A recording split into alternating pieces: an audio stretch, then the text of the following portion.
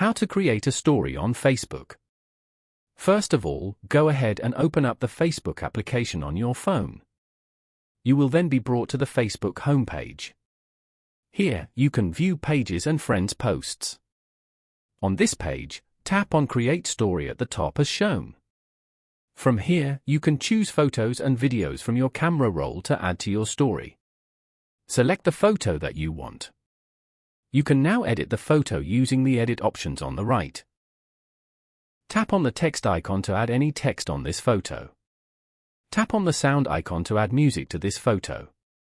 After you're done editing, tap on the share button below. You have now successfully shared this photo as your story. Tap on your story to view it.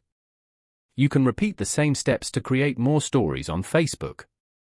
Following these steps, you can easily create a story on Facebook. Thank you for watching. Please leave a like if this tutorial helped you, or leave a comment below if you have any questions related to the video.